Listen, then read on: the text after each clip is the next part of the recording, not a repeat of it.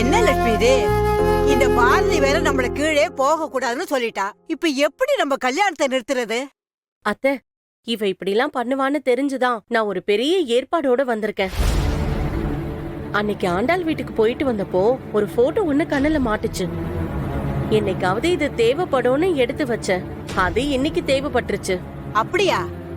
என்ன போட்டோ எடுத்துட்டு வந்த?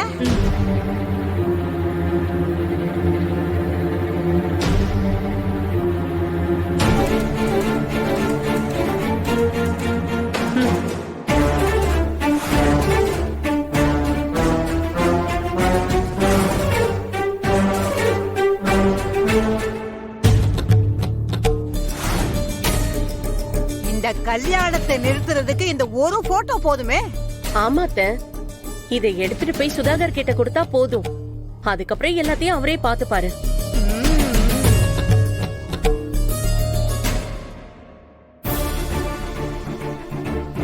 லட்சுமி, இப்ப பாரதி வரா, இங்க கொண்டா.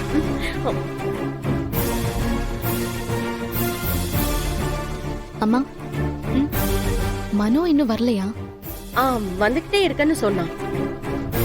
இதை எடுத்துட்டு போய் சுதாகர் சார் கிட்ட கொடுத்தா போதும். அதுக்கப்புறம் எல்லாத்தையும் அவரே பாத்துக்குவாரு. பாரதி, தலை ஒரு மாதிரியா சுத்திட்டு இருக்கு. நான் வேணா வீட்டுக்கு போயிட்டு வரட்டுமா? சரிங்க அத்தை, நீங்க வேணா கிளம்புங்க. நானும் பாரதியும் பாத்துக்கிறோம். உங்களுக்கு ஏன் தலை சுத்துதுன்னு எனக்கு நல்லாவே தெரியும். பேசாம இருங்க, இல்லன்னா சும்மா என்கிட்ட திட்டு வாங்கிட்டு இருக்காதீங்க.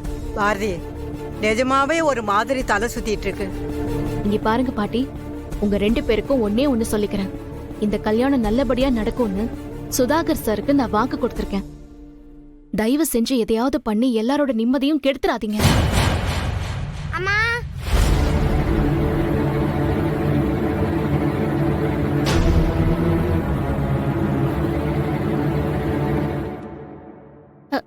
டேய், இவங்கள ஏன்டா இங்க கூட்டிட்டு வந்த? பாட்டி தாங்க கூட்டிட்டு வர சொல்லுச்சு. ஐயோ, மாட்டி விட்டானே.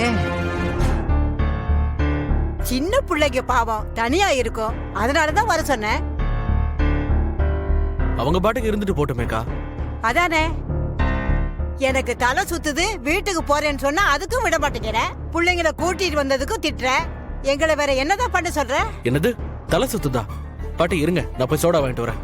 டேய் ஆதி, வாடா.